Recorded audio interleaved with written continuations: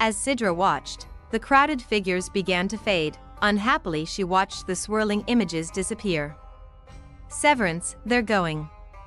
The picture is just fading. They were never really here to begin with. But I need answers. There's no reason to expect any, he said gently. He was right. She knew that, but a part of her wanted to cry out in protest. There was so much to learn, so many questions she wanted to ask. Above all, there was the mystery of how she and Severance had been led here in the first place. Damn it. I wanted to know. We've already seen more than any harmonic archaeologist has ever seen. I realize that, but it's not enough. I need to find the key. She stopped talking as she realized that not all the graceful images had disappeared. 5 ghosts remained, shimmering between her and the doorway. Look, Severance. There's more. He said nothing, watching as the 5 robed figures coalesced in midair. In addition to the simple white garments, these ghosts appeared to have a golden band around their furred wrists. Long, delicate fingers tipped with curving nails reached out. For a wild moment Cidra thought that the creatures were gesturing toward her, and then she realized that the gentle, slanting eyes were not really seeing her. This was still only a projected image. But there seemed to be a purpose to the gestures. When all 5 ghosts pointed toward the wall to their right, she automatically followed the tapering hands. A new series of pictures sprang into existence on the curving wall and began flowing out from it.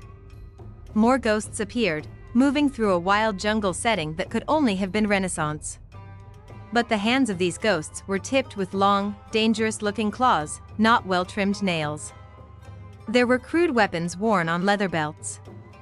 Very little clothing was evident, but there were quite a few pieces of primitively ornate decorative items on furred throats, wrists, and ankles. The ghosts' ancestors?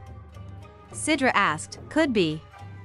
I get the feeling there's a lot of distance between those cats with the claws and the 5 guys standing in the middle of the room. Even as Severance spoke, it became obvious that the scene evolving around them was a hunt. The handful of ghosts were prowling. There was no doubt about it. They moved with a menacing care, and it wasn't long before the object of the hunt came into sight. A horned animal stood on 6 legs nibbling leaves off a tree. Severance thought the creature resembled a modern-day Renaissance man-eater. One Cidra swallowed as the ghosts attacked. The 6-legged animal went down amid a flurry of thrown knives and scrabbling claws. As it struggled, its throat was ripped out. The fine quality of the illusion made the blood look very real. She was sure that what was happening was a simple and necessary hunting operation, but the violence of it was sickening. It brought back memories of feeding dragons. When she glanced briefly at her companion, she saw that he wasn't particularly affected by the gory scene. The lifelike mural continued, showing the ghosts engaged in other activities besides the hunt. Cidra became interested in what was apparently a religious ceremony. 5 ghosts conducted the proceedings from behind an altar made of stone. The observers were seated cross-legged on the ground, swaying to an unheard beat. The fact that there were 5 leaders was interesting because that was how many ghosts had appeared a few minutes ago in the room. Cidra tried to see if there were gold bands on their wrists but got distracted when a large, scaled animal was thrown down onto the altar. Too late, she realized what was about to happen. She didn't manage to look away in time to avoid seeing the knife dragged across the belly of the sacrifice. Again she felt nausea welling up, threatening to choke her for a moment. Averting her eyes from the bloody scene, Cidra glanced back toward the middle of the room. The 5 ghosts in white robes continued to stand pointing toward the moving illusion. Reluctantly she looked back. This is getting awfully gory, Severance. I don't understand. It isn't how I imagined the ghosts would be.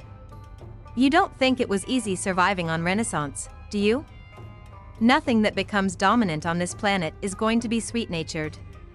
But the carvings show a gentler nature. And those 5 standing over there, they couldn't have been like this. Wait and see. The images continued to shift, fading in and out of the walls. They moved more swiftly now, slowing only to show the details of a scene of weaving, the preparation of a meal, or the carving of stone. It became clear that there was an element of time and progress involved. Clothing changed, becoming more elaborate. The design of structures altered.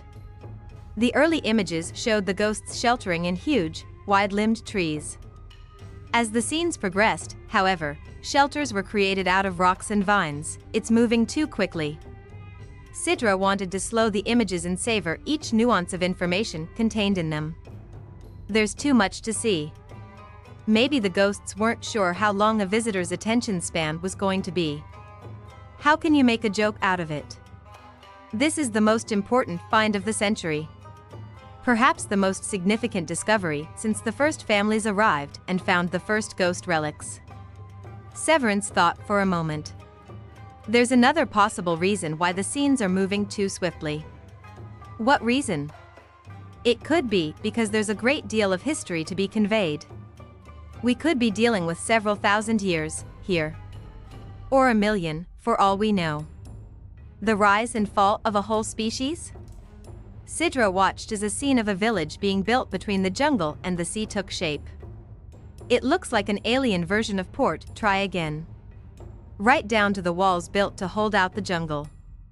It was clear that every inch of progress was a struggle. The ghosts of Renaissance paid a high price for their growing civilization. Images of ghosts being attacked by huge, fanged snakes and other horrendous forms of wildlife flickered on and off the walls. Pictures of tiny villages being trampled by lumbering, armor-plated animals were common. Zalans, Severance told her. Or at least an earlier version of them. The horns look slightly different, and the ears are smaller. You said they were vegetarians. They are. But that doesn't make much difference to something smaller than they are that happens to get in their way. Zalans are a little clumsy. There were other kinds of difficulties. Volcanic eruptions, flooding rivers, intense storms. Then came the even more unsettling pictures of waning tribes. Cidra couldn't watch the battle scenes. Such violence between ghosts didn't fit the mental image she'd always had.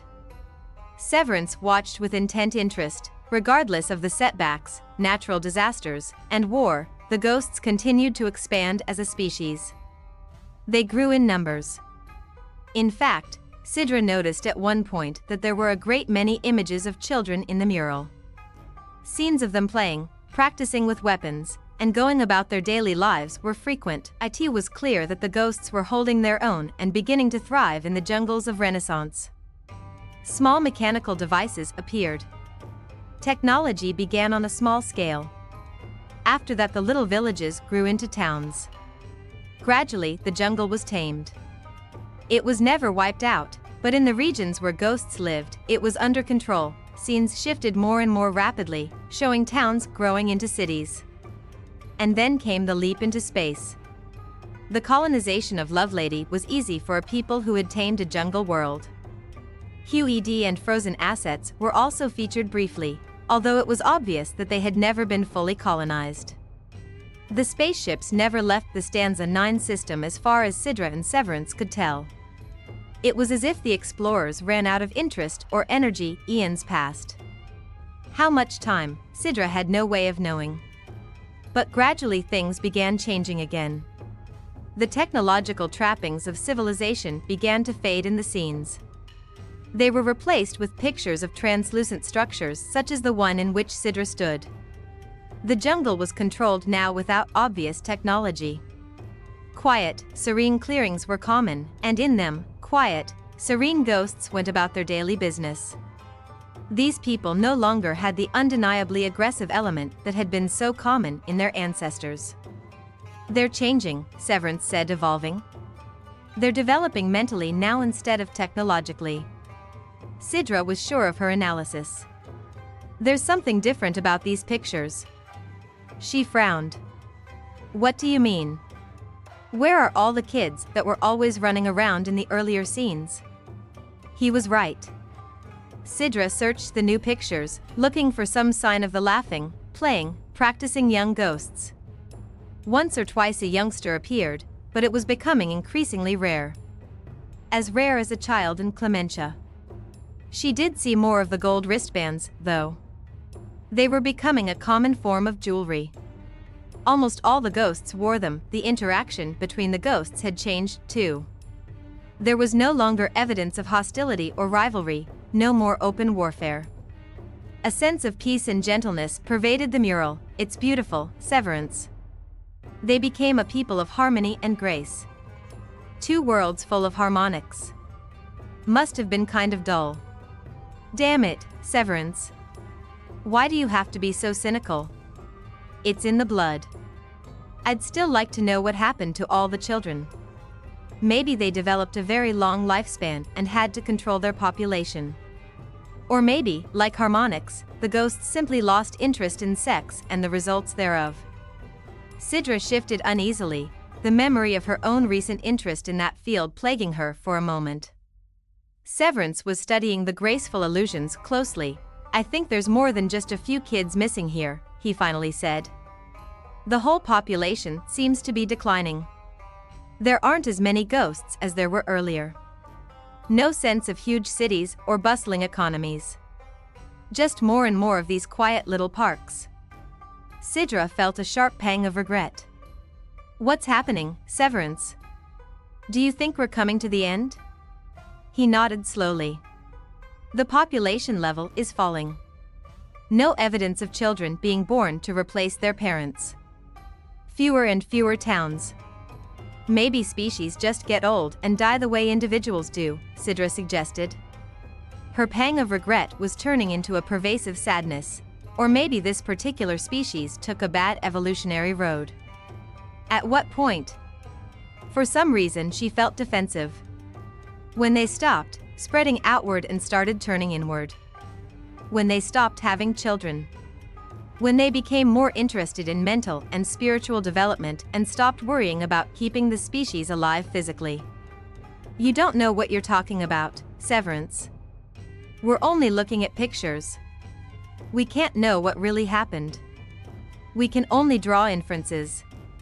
Even as she argued, the images were fading.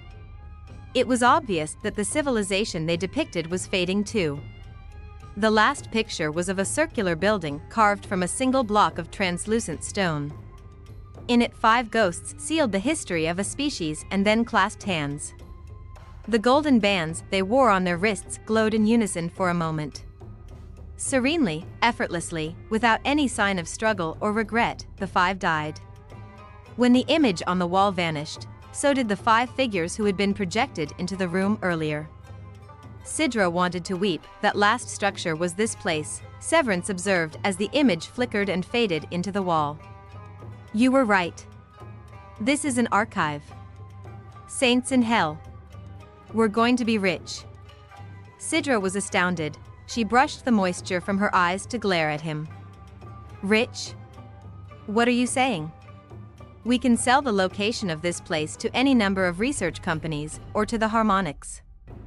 There's enough in here to keep investigators happy for 50 years. He swung around to face her. Don't look so shocked, Cidra. What did you plan to do with the information we've found here? She hesitated. I suppose it will have to be turned over to some company to analyze.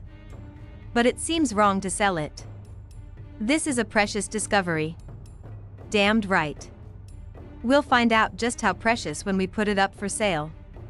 He glanced at the chronometer on his utility loop. Sweet harmony. We've been in here for hours. It's already the middle of the afternoon. We've got to get going. Wait, Severance. I want to see what's at the back of the room. Later. I don't know how I lost track of time so completely. Hours. Hours. We should have called for help early this morning. As it is, it might be another full day before a skimmer can reach us. That means we'll probably be spending another night here in the jungle. Damn it to a renegade's hell. How could I have let this happen? As he berated himself, he was hustling Cidra toward the door. Still playing pilot in command, Severance? Why can't you just calm down and admit that we've found something absolutely extraordinary? We're safe enough for the moment. We've got time to explore further. If we have to spend another night in the jungle, we might as well spend it here. It's obvious that nothing violent from outside ever enters. This is one of the last refuges. A safe hold. We have no way of knowing just how safe it really is. They were almost at the entrance. Cidra resigned herself to being force-marched back to the campsite. All right, stop dragging me along like a sack of mail. I'm coming with you. He shot her an assessing glance and decided that she was going to be cooperative. Severance unholstered the pulsar. What's that for? Cidra asked, just in case we don't get the same guided tour out that we had coming in. Stay close to me and don't touch anything you pass if you can avoid it. I'm sure we'll have no trouble. Whatever protected us on the way here will probably protect us as we leave. Aha. Severance checked the charge in the pulsar. He obviously didn't believe in the lingering protection of the ghosts. All set? Cidra reluctantly started through the door and then screamed at the sight of the huge bloodsucker blocking the entrance. She stumbled backward, frantically trying to put distance between herself and the facet-eyed monster. It was far bigger than the bloodsuckers she had seen in Disma's lab, Severance. His hand closed on her shoulder, spinning her out of the way. The pulsar came up, and he fired twice. Nothing happened. The bloodsucker moved forward on its long spindly legs. The mandibles clicked together. Severance fired again, backing slowly. None of the shots were registering. It was as if they passed right through the creature. Get back, Cidra. Move toward the back of the room. Slowly Severance edged backward himself, covering Cidra's escape. They're not supposed to be that big, Cidra gasped. Maybe you'd better remind it. He raised the pulsar again and aimed carefully at the brain case. Once more the charge passed straight through without doing any damage. Either this thing is absorbing the charge with no effort or it's an image, just like the ones we've been watching. Nice theory. How are we going to test it? The bloodsucker was still approaching. Cidra and Severance kept backing toward the far wall. Cidra glanced behind her. There are some stones back here. Toss one toward this sucker and see what happens. Cidra quickly examined the large triangular-shaped pile composed of 5 perfectly round stones. Each was slightly bigger than a human head. Experimentally, she lifted the top one. It was pleasantly warm to the touch. It's heavy, she gasped, struggling with the weight of it. But it'll roll. She dropped the stone to the floor and shoved with all her might. The stone rolled right through 2 bloodsucker limbs with no sign of any resistance. The creature didn't appear to notice either. It raised its forelegs and reached for Severance. Cidra shouted, trying to yank him out of the way. Severance swung his arm out in a reflexive movement. The hand holding the pulsar passed through the lowering head of the bloodsucker as if it weren't there. It is just an image, Cidra. Let's go. He reached around to catch her wrist with his free hand. Cidra wanted to scream and claw free of that hold. The bloodsucker was too terrifyingly lifelike. She had known that the moving mural of the ghosts was an illusion from the start. But this thing seemed far more real. Its forelimbs were waving around in the air now, seeking the prey in front of it. But she followed Severance as he warily circled the image, tugging Cidra with him. The creature lunged at them, and Cidra shut her eyes, convinced that in another instant she was going to find herself just another victim of Renaissance. Nothing happened. When she opened her eyes again, Severance had pulled her halfway back toward the entrance. The bloodsucker had winked out of existence. They were almost at the door when an unnatural light filled the formerly dim room. This was no pale, translucent, filtered sunlight but a searing blaze. Instinctively Cidra closed her eyes, wondering if she'd been blinded. She felt Severance stop and knew it had affected him the same way. I can't see, Cidra whispered, neither can I. It's probably another illusion, but I can't see the door. Let's find the wall. We can follow it around to the entrance. Cidra hooked her fingers into his utility loop, and together they groped blindly for the solid wall. The chamber was still filled with the searing light. Whenever Cidra risked a glance through slitted lashes, the unnatural brilliance overwhelmed her. She felt Severance pull up short and mutter a short, expressive oath to the wall. He said grimly. Now we'll try following it. A rush of screaming noise crashed into existence around them. Cidra reeled, feeling Severance stagger under the impact of the wild sounds. She let go of his utility loop to clutch at her ears, but it did no good. Once before she had tried to block out such noise. Frantically Cidra tried to remember when, but she couldn't concentrate on anything but the agony in her head. Don't open your eyes, Cidra. She heard Severance's voice without realizing how she could over the strange cacophony. The light? It's still there, but it's full of things. I can't stand it, Severance. I can't stand this. He didn't answer, and Cidra knew with a terrifying certainty that he wasn't faring any better than she was. They were both helpless under the bombardment of sensations, and then the crawling began on her skin. She sensed it first on her legs. Something had gotten under the fabric of her trousers. Something with white-hot pincers and venomous fangs. Screaming, she slapped at her legs. She could feel nothing under the fabric, but that knowledge didn't lessen the pain. Suddenly she remembered when and where she had faced this kind of assault. The screamer, she choked, stumbling against Severance. It's like the screamer. Something's playing on our nerve endings. All of them, he agreed. He fumbled with his utility belt. Cidra didn't risk opening her eyes, but she could feel him trembling as he fought to master himself. What are you doing? I'm going to see if the screamer can jam whatever is jamming us. Another burst of white-hot noise cascaded through the room, and Cidra groaned under the weight of it. The force of it drove her to her knees, and she was aware of Severance hunched down beside her. She sensed that he had the small screamer remote in his hand. He leaned against her, assuring that their bodies were touching, and activated the remote. The riot of sensation altered suddenly. For a few seconds everything disappeared, the noise, the light, the physical sensations, even the chamber itself. Cidra found herself in a gray limbo. She drifted mindlessly in the wonderful silence, drinking in the pain-free void, and then it was over. A new kind of whirling terror shot through her. This time she recognized it. This was what the screamer had done to her on board Severance Pay. She clamped her hands over her ears in agony, and then chaos faded back into grayness again. There were a few seconds of peace before the white light and noise started to build again. We'll have to move during the short periods when the screamer wipes out the other stuff, Severance said tensely. I can only buy us a few seconds at a time. If I keep it up too long, the screamer goes into effect. I understand. The wall? There was a burst of blinding noise as the seconds of grayness faded back into violent sensation. She waited agonizingly for the next burst of grayness. The wall, Severance agreed. He was already up and moving, keeping a hold on Cidra so that the screamer's effects worked on both of them. It was a painful tightrope of a journey. Between bursts of staggering sensation, Cidra and Severance found the curving wall and doggedly followed it to the entrance of the chamber. Cidra lost all track of time, just as she had when the murals had been in motion. But when she tumbled through the vaulted opening, all of the mind-numbing noise and light disappeared.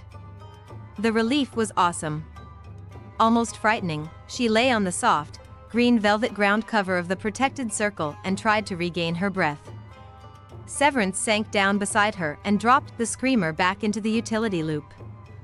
They huddled together, knees drawn up, heads cradled on folded arms, and waited to regain some sense of normality. For long moments neither of them spoke. They stayed close, seeking silent comfort from each other while their nerves adjusted to the standard range of stimulation on Renaissance. I never thought Renaissance would look normal, Cidra finally said. After what's inside that chamber, anything would seem normal. At least we're not suffering too many after effects. It could have knocked us out the way the screamer usually does when it's used for more than a few seconds. Mostly I just feel exhausted, as if I've been running for hours. Severance glanced at the sky and then at his chronometer. We've lost more time. We've spent nearly a whole day in that damned place. I'm aware of that. My body is starting to remind me that the facilities don't include a lav. Wearily, Cidra got to her feet. I'll politely turn my back if you'll turn yours. Severance managed a brief, amused grin. It's a deal. I hope the ghosts don't mind us using their magic circle as a lav.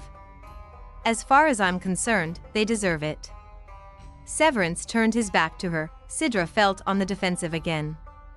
I can't believe the ghosts were responsible for all those awful illusions and that wall of noise and light.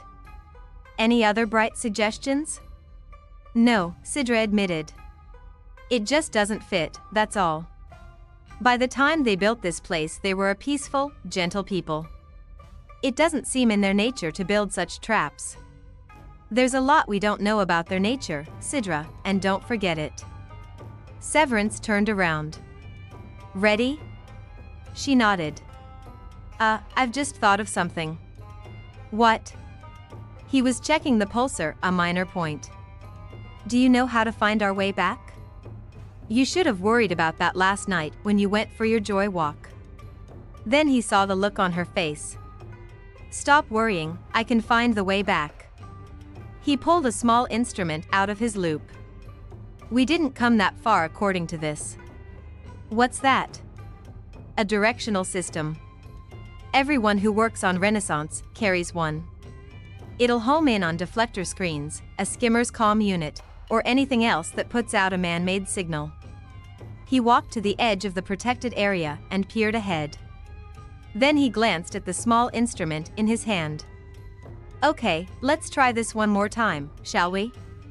Remember what I said. Stick close and don't touch anything.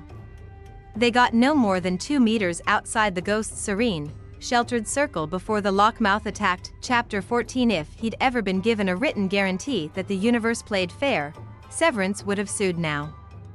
It was all too much. He was too exhausted, too slow, and too anxious to get back to the safety of the deflectors. And the lockmouth was too hungry and too fast. The clawed feet ripped downward as the scaled head that was twice as large as a man's opened its cavernous mouth.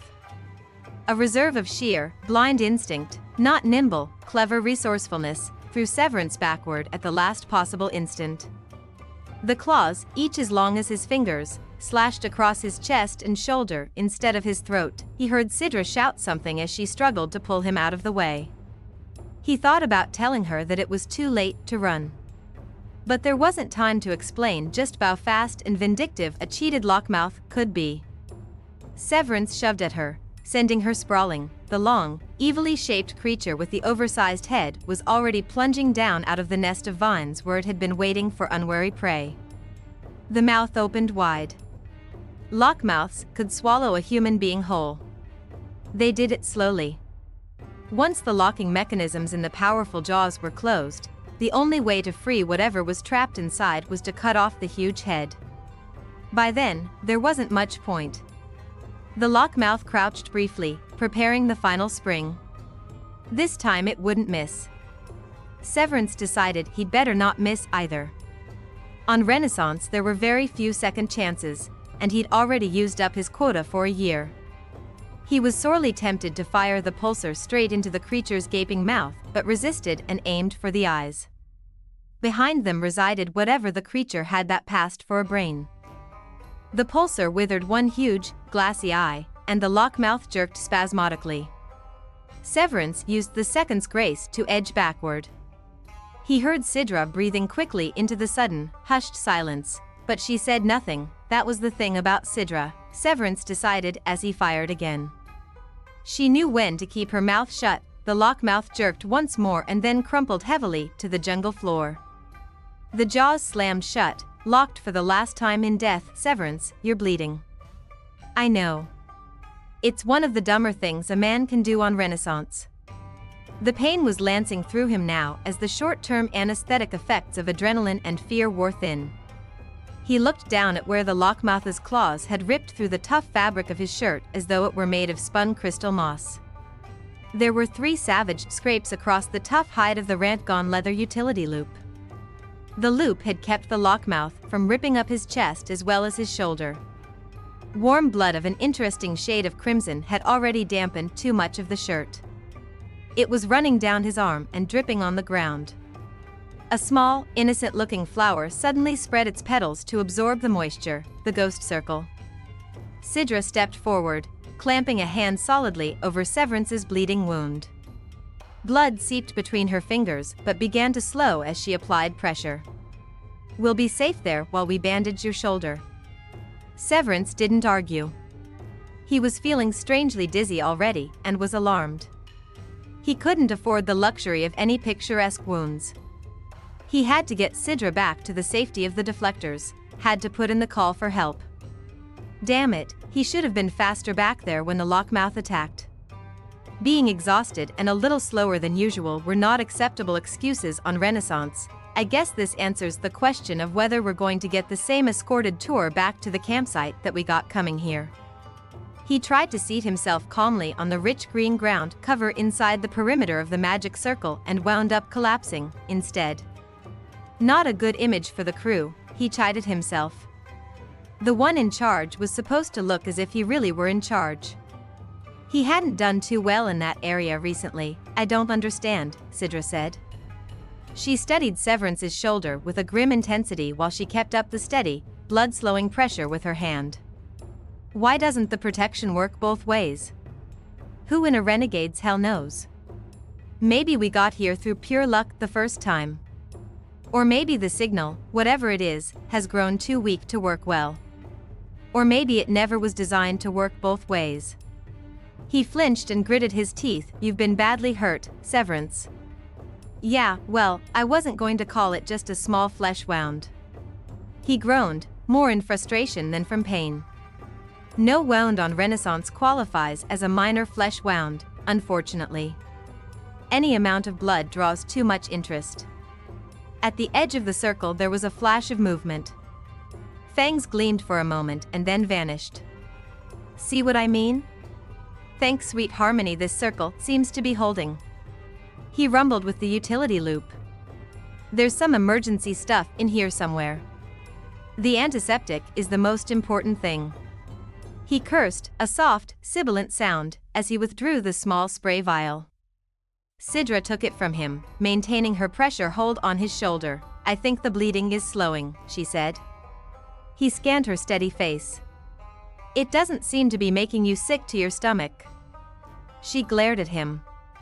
"Nothing has made me sick to my stomach so far. Why should this?" "Getting cocky, are you, little wolf?" She saw the affectionate amusement that briefly replaced the pain and frustration in his eyes. "It isn't blood that bothers harmonics. It's knowing someone else is in pain that bothers them. I don't have to worry about that, though, do I? You're doing an excellent job of playing the stoic hero." "Fool, not hero." He closed his eyes as she peeled away the torn fabric of the shirt. Wordlessly, he handed her the small utility knife. Cidra looked at him in horror. "Don't worry. I'm already ripped up enough as it is. You don't have to do any cutting except on the shirt." "Oh." For a minute there I thought I was going to have to perform minor surgery. "Just spray the area with the antiseptic, and then we'll try bandaging it. Perhaps I should wash the wound first. Get some water from that stream. I've got a bag you can use to collect it. And there are some standard issue purification drops somewhere on this damned loop. But I'm sure any water flowing through this circle would be clean and pure," she protested. "You've got a hell of a lot more faith in the ghosts than I do. Have you forgotten that last set of illusions inside that safe hold?" "No, but I'm sure there's an explanation for them." "I'm sure there is too.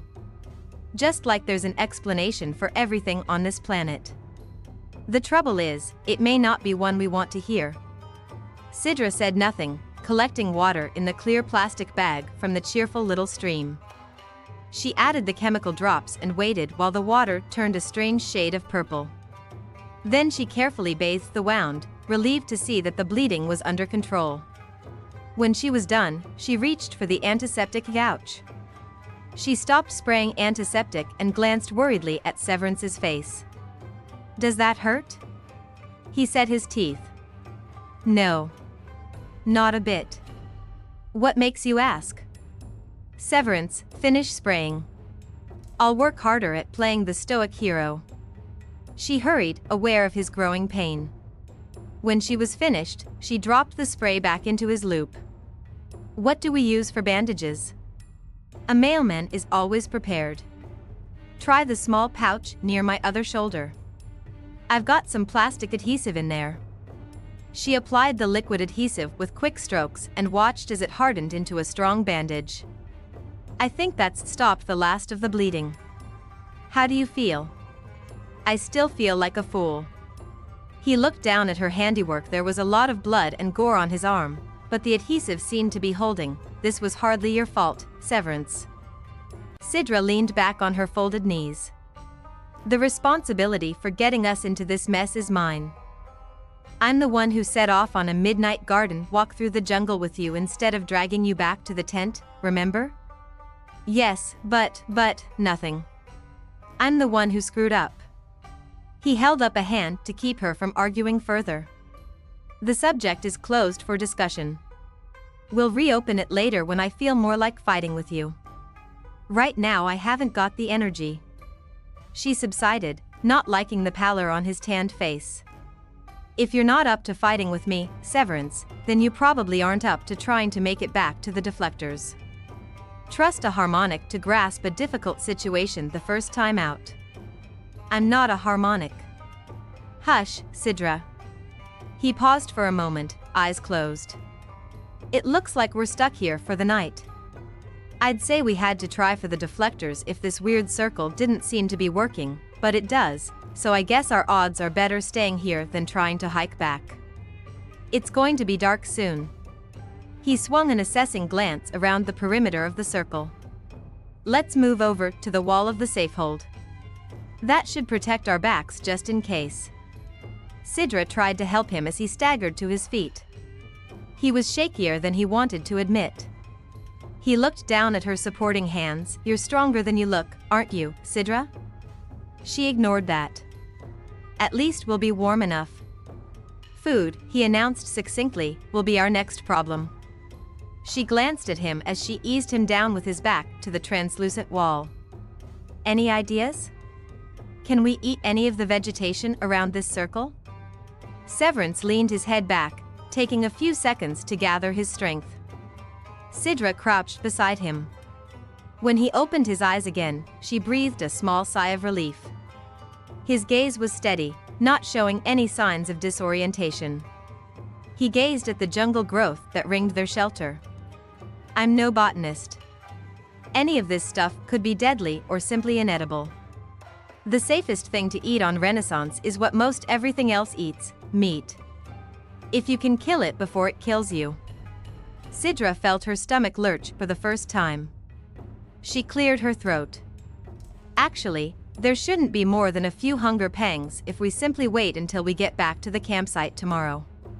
No harm in going a day without eating. He looked up at her through slitted eyes. Personally, I'm starved. Neither of us has had anything since yesterday, and we've gone through a lot of our stored energy since then. Renaissance has a way of doing that to a body. By tomorrow, we could be lightheaded. That's not a good condition to be in when we make another try for the campsite. I understand. She said no more. This was a matter of survival. There was no obligation to follow the Clinian dietary restrictions under such circumstances. Vegetarianism was a luxury she could not afford tonight. What do we do? He unholstered the pulsar. We sit here very quietly and wait for the crowd to arrive. What crowd? The guests who will be sitting down to dine on the late, unlamented Lockmouth. Sooner or later something will pass by on the way to the meal. I'll try to get it before it realizes we're a threat. Cidra nodded, quelling her stomach with a stem effort of will. She sat huddled in silence beside Severance as the darkness descended. Before long, the dinner guests began arriving. The first indications were eyes. Far too many eyes. They flickered and flared in the shadows. Next came the sounds of scufflings and one or two piercing screams. This was not a well-mannered crowd, Cidra decided. And some of the guests had just become entries themselves. She shuddered at the thought and stayed very still. The unwary, over-anxious diner who passed too close to the circle was a small four-footed hopping creature that had fur instead of scales. Cidra had been rather hoping for something with scales. It was easier to dislike scaled things. A totally irrational, even primitive reaction, but one she couldn't shake. She shut her eyes when Severance brought up the pulsar and fired in a smooth, sure movement. "Get it," he snapped, "before something else does." Cidra leapt to her feet and dashed to the edge of the circle. The little hopper lay dead less than a meter away. It looked very cuddly and pathetic until she saw the fangs in its mouth. She reached out, grabbed it by the fluffy tail, and hauled it into the safe area. Her heart was pounding, and her insides again moved uncomfortably. Huge, dead eyes gazed up at her in mute reproach. "I'd better clean it on the edge of the circle." Severance made his way painfully to the perimeter and pulled out the utility knife. He removed the miniature quartz flash he carried and set it on the ground to light the hopper. "Ever do any dissection work in those biology classes you're always mentioning?" She swallowed. "No. Everything was demonstrated with holotapes. I wasn't going to be a biologist, so there was no need to actually do dissections. This isn't going to look like any neat, clean holotape. Why don't you start the flamer while I take care of this?"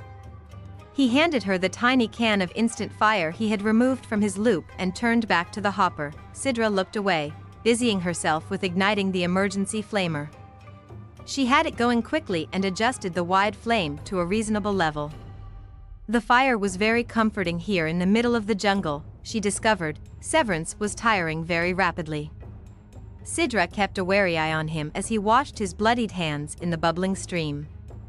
But she said nothing as he doggedly roasted sections of meat on the narrow point of the utility knife. Cidra listened to the hissing of animal fat and tried to close her nostrils to the smell of roasting meat. When Severance handed her a portion, she took it without a word. "Careful, it's hot." He bit hungrily into the hindquarter he was holding. Cidra stopped breathing as she took a tiny bite. She'd never eaten meat in her life. Closing her eyes, she chewed woodenly, trying not to taste. On the other side of the small flamer, Severance chewed vigorously and watched her. Under his steady gaze, she forced herself to swallow the first bite, trying to think of it as medicine. "We're very lucky you remembered to bring the utility loop and the pulsar with you," she remarked, trying for light dinner table conversation. In the shadows, the other diners weren't being nearly so fussy. Their conversations consisted of squeals, growls, hisses, and shrieks. She hoped they would finish quickly. It was probably instinct more than luck. It certainly wasn't careful, foresight planning. "I wasn't thinking clearly at the time. I just remember feeling undressed. Wearing the loop is second nature to me. And carrying a pulsar on Renaissance has gotten to be an unconscious action." He finished gnawing on a leg. "How are you doing?" "Fine," she said tightly, and forced down another bite. "You look a little green." He scrutinized her in the flickering light. "Sure you're okay?" "Yes." His expression softened. Poor Cidra. Just one new experience after another these days, isn't it? This trip has turned out slightly different than I had anticipated. What an understatement. She felt obliged to hold her own. "But thanks to your unorthodox way of doing things, I might have discovered a shortcut to my goal." She glanced behind her into the darkened entrance of the circular chamber. "You think whatever drew us here is the source of the legend you're chasing?" His eyes were unreadable now in the firelight. "It's possible. There was definitely a telepathic sensation involved, don't you think? I felt the first trickle of it yesterday afternoon while I waited for you. I wonder if the failing deflector screens allowed the call to get through. Maybe deflectors normally block it. But last night, the screens were working at full strength." "True," Cidra mused. "But by then the mechanism responsible for projecting the call might have had a fix, so to speak, on our location. Maybe it can't compete against other distractions, but in the quiet of the night it was able to touch us." Severance shrugged and said nothing as he spitted another chunk of hopper and held it over the flame. Cidra continued, trying to reason out the logic of the situation. If one or two others in the past have felt that call, they might have told the tale to their friends. Over the years, the stories would have grown more involved and complex. Until they reached the point where they made it into the archives? It's possible. But if others have heard that call and followed it, why hasn't anyone discovered this safehold? Severance asked in a reasonable tone. I don't know. Perhaps they heard the call but didn't follow. Cidra frowned. Why wouldn't they follow? We did. We were camped in the vicinity for 2 nights. The others might have merely caught traces of the call as they went by on a skimmer. The odds are no one's ever camped in that particular spot before. It might take a while for the call to focus in on a mind and become strong enough to draw someone to this place. If it's a mechanical device, it might have to tune itself. She nodded. That makes sense. There's another possibility. Someone may have found this place before but not lived to tell about it. If a man thought that he'd get the same protection going out as he got coming in, he'd be in for a rude surprise. I wasn't expecting protection, and I was still rudely surprised. Your ghosts have a nasty sense of humor. I don't think they would have set a trap to lure intelligent beings here, show them their history, and then leave them unprotected. Perhaps they assumed that whoever found this place would be smart enough to protect themselves on the way back. He groaned. Never make assumptions. Case in point, sitting right here in front of you. She was shocked at her own words. Oh, Severance, I never meant to imply that I'm not very bright. Don't worry. You don't need to imply it. Facts speak for themselves. Are you always so hard on yourself when things go wrong? Only when they go wrong badly enough to get someone killed. Neither of us has been killed, Severance. I'll cling to that thought. He stood up again and walked back to the stream to wash the grease from his hands. He needed rest very badly, Cidra thought as she unobtrusively put down the uneaten section of her meat. She didn't think she could swallow any more. Something was very wrong in the region of her stomach. Let's try to get some sleep. Since we don't know for certain just how reliable this circle is, we'll take turns keeping watch. I'll take the first watch, she volunteered. He shook his head. I'm liable to feel worse later on tonight. I'll need the rest then. I'll take the first watch while I've still got some energy left. Severance sank down onto the ground with his back to the curving wall. Turn off the flamer. Don't want to waste fuel. We'll use the quartz flash for light. I think the circle is very safe. Nothing has even tried to cross the boundary. Cidra was only absently aware of what she was saying. Her attention was on the growing nausea that was simmering in her stomach. She was swallowing rapidly now, and her forehead felt damp from something other than the local humidity. Cidra? It's all right, Severance. Just give me a minute. She kept her back to him and walked slowly to the edge of the circle, just beyond the range of the quartz flash. Cidra, come back here. What do you think you're doing? At that moment she lost the battle with her stomach. Her first meal of meat exited the way it had entered, leaving Cidra shuddering with unpleasant convulsions. She felt Severance's good arm around her even before she was finished. I'm sorry, she whispered. I guess eating meat takes a little practice. I'll admit you don't seem to be taking to it as readily as you do to other wolf ways. Gently he led her over to the stream, purified some water for her, and started to bathe her face. I'll do it. Embarrassed, she took the bag of water from him and knelt to finish washing her face and rinsing her mouth. I'm all right, Severance, honestly. You must be careful not to start that shoulder bleeding again. Yes, Otana. She shot him an uncertain glance and realized that he was smiling laconically. Hastily she finished washing herself. Then she joined him at the wall where he was trying to settle into a reasonably comfortable position with the pulsar resting on his drawn-up knee. His other leg was stretched out in front of him. Slowly she sank down beside him. You'll call me when it's my turn, she asked. I'll wake you. Try to get some sleep, Cidra. Put your head down on my leg." Carefully she obeyed, intensely conscious of the long, smooth muscles of his thigh as she used it as a pillow. She couldn't think of anything appropriate to say under the circumstances, so she lay very still, listening to the sounds of the darkness and trying not to think of the previous night's lovemaking. After all, she lectured herself, this was neither the time nor the place to dwell on the emotional and physical intimacy she had found in Severance's arms. His arm moved, draping across her shoulder and *****sts with casual possessiveness. Cidra flinched and then relaxed. His touch was comforting, she decided, not sensual. She went back to trying not to think of what she had experienced with him, but she was very much afraid she would never forget that time of pleasure and passion. There had been a raw, primitive response coursing through her last night that had nothing to do with serenity and calm ritual. It was an emotion totally pegged to the man who had held her, and Cidra knew that a lifetime would not be long enough to dim the memories.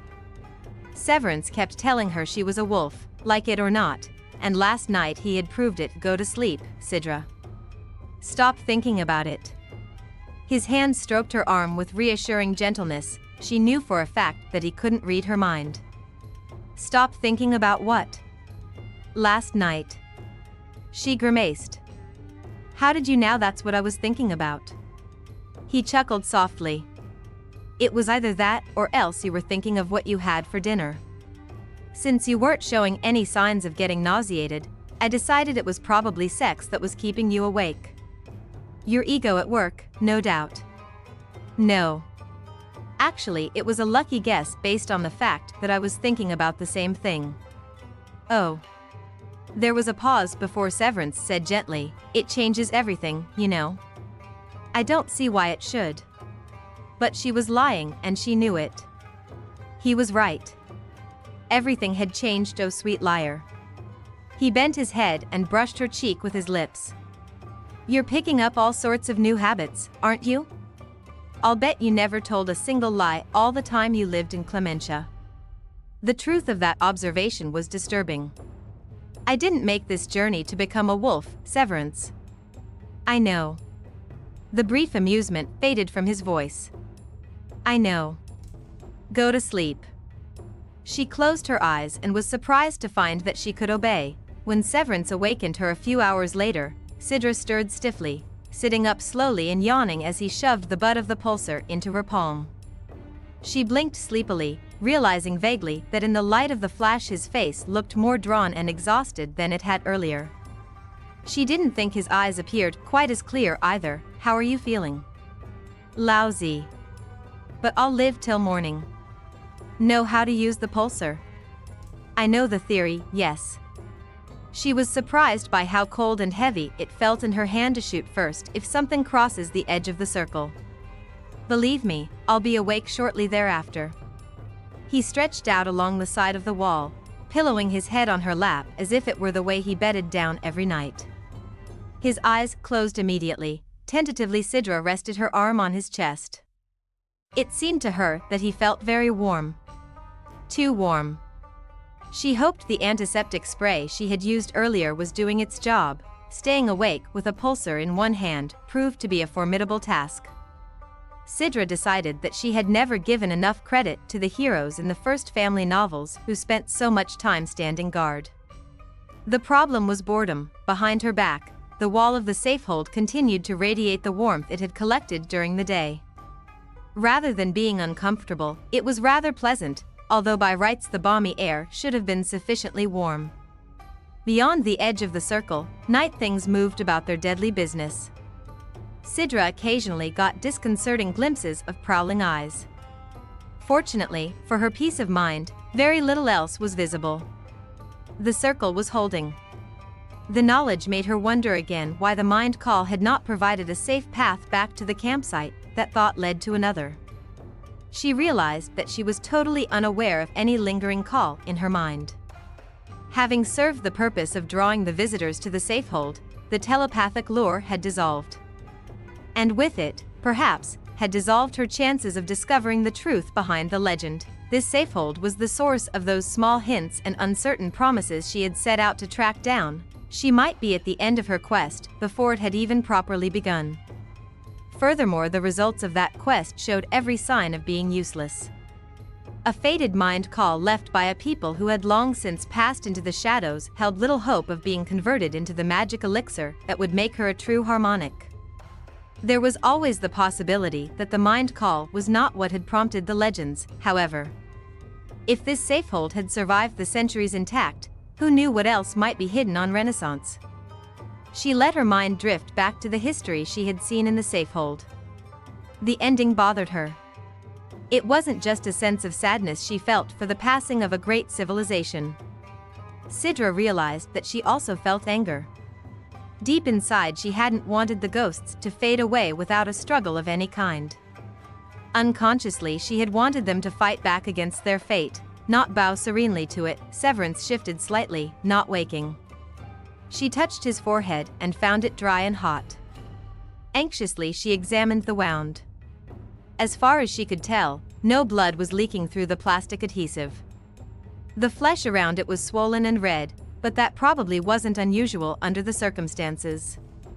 Cidra rested her head against the safehold wall again and stared out into the darkness. Renaissance had a way of forcing a person to view things in fundamental terms. She found maintaining a belief in wispy tales and legends difficult when she was constantly being faced with so many real-life monsters and challenges. Sooner or later, she was going to be forced to decide how far to follow her personal dream. Every step with Teague Severance had an odd way of moving her goal farther from her grasp. Yet she could think of no other method of pursuing her quest. The thought of dropping the search altogether left her feeling shaken. She had dreamed for too many years. Memories of the twinkling fountains and perfumed air of Clementia drifted up to tease her, reminding her of what she sought. But the delicate fragments of her visions kept getting demolished by the more powerful memories she was accumulating with Severance. Even as she said his name in her mind, he stirred again on her lap. She touched his forehead again and began to worry in earnest. He was far too warm. The wound must be infected. That thought left her feeling helpless. There was no way she could guide a wounded, sick man through the jungle. They would be easy prey. Perhaps Severance carried other medicine in his utility loop. Trying not to disturb him, she began going through the pouches one by one. The contents were varied and curious, covering everything from the utility knife to a spare set of free market cubes. Sometimes she would make a point of asking him why he carried the extra cubes. The explanation, Cidra was sure, would prove interesting. She found a packet of tablets that had long since lost its label. No point speculating on what they might be. But other than the antiseptic and the adhesive bandages, there was nothing else that appeared medicinal. Severance turned on his side, clearly fretful and uncomfortable in his sleep. Cidra hesitated and then decided to get some water from the stream. She could soak his shirt in it and use it to cool him down somewhat. Gently, she lifted his head off her lap and pillowed him on the ground cover. She opened the lightweight bag and hurried to kneel beside the stream. The water felt cool against her hands, and she hoped it would have the same effect on her patient. She was getting to her feet when she realized that Severance was trying to stagger erect. Alarmed, she went back to him. In the moonlight, she could see that he wasn't focusing on her. His eyes were fevered and restless. "Lie down, Severance. I'm going to cool you off." She tugged coaxingly on his arm. H reacted as if he weren't even aware of her. Pulling free of her grasp, he leaned against the wall of the safehold and began making his way along it toward the entrance. Cidra suddenly realized where he was going. "Severance, no." She raced forward and caught his arm again, this time much more firmly. "You can't go in there. Lie down. You'll feel better when I bathe your face. Lie down, Severance." Again, he shook free of her and started toward the entrance. Cidra became frantic. If he got inside and activated the illusion trap, she would never get him back out, not in his present condition. There was no telling what the terrifying images would do to him while he was burning up with fever. They were hard enough to deal with when one was feeling normal. Was almost at the entrance when Cidra acted out of desperation. Smoothly, swiftly, she moved against him with the dancing patterns of moonlight and mirrors. Given his current condition, the motions should have folded him gently to the ground, but when he felt her touch, Severance reacted as if he were under attack. He swung around, blocking her with a swift, violent throw that caught Cidra totally off guard. She was flat on her back before she even realized what had happened. Severance, wait. It was too late. He had vanished inside the safehold. Chapter 15. Severance was out of his head with fever. But even as she reached that conclusion, Cidra had to wonder where he had gotten the strength to toss her aside so easily. The next question was what had made him, even in a delirium, want to go back into the safehold. She scrambled to her feet and raced to the vaulted entrance. There she braced one hand on the wall beside her.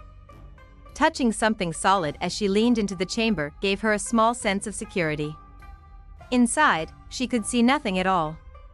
The walls that allowed light to pass through them during the day produced no illumination during the night. There wasn't any sign of either the ghost narrative or the illusion trap. Severance? Come back, Teague. Please. You don't want to be in there. Turn around and walk back toward me. When there was no answer, Cidra darted over to where the quartz flash had been left.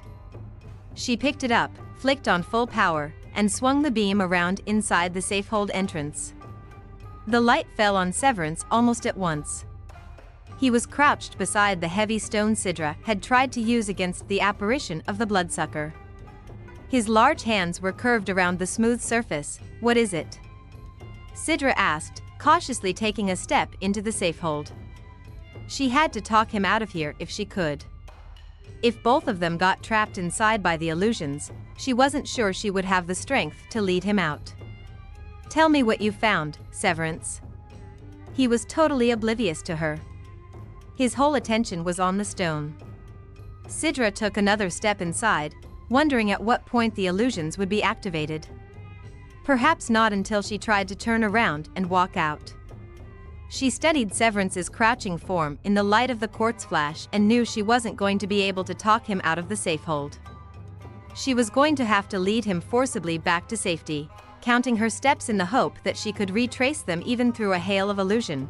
Cidra advanced slowly into the darkened safehold. Her cautious movement didn't trigger any images. When she reached Severance, she touched his shoulder. This time he looked up at her. Cidra was shocked to see the raging fever in his eyes. She put her arm around him, and her voice instinctively slipped into the gentling, hypnotic cadence harmonics used when they sought to soothe one of their own. Come with me, Severance. All is safe with me. Let me lead you to safety. Outside, the air is cool and calm. You'll feel better outside. Come with me and be safe. Outside, all is serene. She felt him tremble and sensed that somewhere in his fevered mind he was trying to understand. Cidra also had the impression that he was torn between conflicting needs. She saw the way his hands rested on the stone. Is it the stone you want? Bring it with you, Severance. Pick up the stone and bring it with you. Let's go outside where it's cool and clear. His shoulder muscles flexed beneath her arm, and he picked up the stone. Cidra straightened, relieved when he stood up beside her. When she tugged on his arm, he followed her docilely. Warily she guided him toward the doorway, fully expecting to find their exit impeded by anything from a giant bloodsucker to a wall of light. Nothing happened. Using the quartz flash, Cidra made it back outside with her patient in tow. Breathing a sigh of relief, she guided Severance to the wall and eased him down onto the dollar ground. He was still astonishingly docile, willing to go where she led as long as he had the stone. What is it about the rock, Severance? Why do you want it? He clutched it protectively. Warm. Feels good. Feels warm. I'm so cold. You're already burning up, she whispered, knowing that he didn't really hear her. Lie down and I'll see if I can break that fever. She pushed him down onto the ground. He curled around the stone and closed his eyes. He did seem calmer, Cidra decided as she began bathing him. Perhaps the stone was having some beneficial effect. She couldn't imagine what it could be, though. When she touched it, the hard, smooth sphere felt faintly warm. Perhaps it carried a residue of the heat it had collected during the day. The hours dragged on toward dawn. With one eye on the small movements that occasionally occurred around the edge of the circle, and another on Severance, Cidra kept watch and worried about the fever. The pulsar was never far from her hand, although she no longer had any fear of something crossing the unseen boundary of the circle. She kept the pulsar close primarily because Severance's last, clear instructions had been to do so. He was still the pilot in command, she thought as she filled the water bag for the 5th time. And she was still the one and only member of his crew. As dawn filtered slowly through the tangle of overhead leaves and vines, Cidra decided that the stone wasn't doing Severance much good. He still clung to it, but she didn't like the way he seemed to have become dependent on it. The fever wasn't abating, and the added warmth of the stone might easily be doing harm. Kneeling beside him, Cidra tried to remove it from his grasp. No, he reacted sharply, protecting the sphere with both arms. For a moment his eyes opened, staring at her with fierce resistance. "Don't touch it," he said very clearly. They were the first clear words he had spoken all night. Cidra tried to reason with him. "It's warm, Severance. You need to be cool. Give me the stone. You can have it back later. Don't touch it." His eyes closed again, but his grip on the stone didn't loosen. Cidra gave up on the task and went back to trying to cool him down with stream water. Around the perimeter of the circle, the shift from night to day was taking place. A few choked shrieks marked the efforts of a few lingering hunters. She was getting used to the sounds of the jungle, Cidra realized dispassionately. She was amazed at how many things she was becoming accustomed to seeing, hearing, and doing these days. As the day began to warm, Cidra became aware of a slight dizzy sensation. The lightheadedness Severance had warned her about, she assumed. She wasn't sure what to do about it. She didn't dare risk eating any of the plant life. Severance had been convinced that there was too much possibility of being poisoned. Without proper equipment, she couldn't test for toxins. For a while she tried to convince herself that she could go another day without eating. After all, she had fasted more than once for a day or two in a secret effort to open her stubborn mind. It had been a long time ago, back when she had still believed she might be able to catapult herself into harmonic-hood by sheer willpower. The exercise hadn't worked, although it had produced a lightheaded feeling that for a while convinced her she might be onto some useful technique. The problem today was that she simply couldn't afford to be lightheaded. Not with Harmony Nuwa prowling around outside the circle and a sick man on her hands. She had to maintain her strength, both physically and mentally. And that meant she was going to have to find something to eat. She glanced toward the perimeter of the protected ground, looking for the remains of the hopper Severance had skinned and cleaned the previous evening. He had pushed the entrails outside the circle. There was no sign of anything, not even the head. Renaissance had taken care of the garbage in its own sure fashion, not that she wanted to eat whatever was left of the poor hopper. Cidra's stomach grew queasy again just at the thought. She went back to the endless task of bathing Severance and tried to put food out of her mind, but when she stumbled a little on a trip to the stream, she began to worry. She had no idea how long she was going to be trapped inside this circle with Severance. Common sense dictated that she not let herself grow weak. She was going to have to eat. Just existing on this planet seemed to take a lot of inner energy. Cidra eyed the pulsar and wondered how hard it would be to hit something such as the hopper. Surely the principles of aiming and firing a weapon couldn't be fundamentally different than the task of collecting and focusing a mind for deep, concentrated study. Harmonic philosophy taught that all things could be assessed and comprehended. In addition to focusing and concentration, she would need a certain amount of coordination, Cidra supposed. She had that from her training in moonlight and mirrors. Picking up the pulsar, she went to the edge of the circle and sat cross-legged. It could be a long wait until something edible wandered close enough to assure her a clear shot. She took the time to slowly clear her mind of extraneous thought. If she was going to do this, she would do it quickly and cleanly. Using the techniques of meditation, she willed herself to an outer and inner stillness. She would become one with the weapon, not a fake harmonic holding a foreign instrument of destruction. She must make the pulsar an extension of herself. Deliberately she fused herself and the pulsar into a single entity. It wasn't particularly difficult once she had cleared her mind of the ramifications of what she was about to do. In some ways she was merely applying the methods she used for programming a computer or writing a poem. The underlying philosophical harmony of all tasks was the same. Time passed, bringing nothing into range except a slithering green snake that didn't look very edible to Cidra. She waited. Behind her Severance was quiet, still wrapped around his precious rock. When the small hopper flitted into view, Cidra's hand came up and her finger squeezed the trigger without any hesitation. It was what she had been waiting for, and her body responded accordingly. The hopper flipped over, quivered for a second, and then went limp. Cidra lowered the pulsar. Slowly she got to her feet and shook herself out of the trance. As she stared at the dead creature, all of her natural revulsion to eating meat returned in a sickening wave. This time she kept her stomach under control. She stepped cautiously out of the circle, caught the hopper by the ears, and yanked it back to safety. For a moment she simply looked at her catch, wondering how she was going to find the nerve to cut into it. She had almost talked herself out of making the effort when she experienced another wave of unsteadiness. There was no point in waiting any longer. Resolutely she went over to where Severance lay and reached into the utility loop for the knife.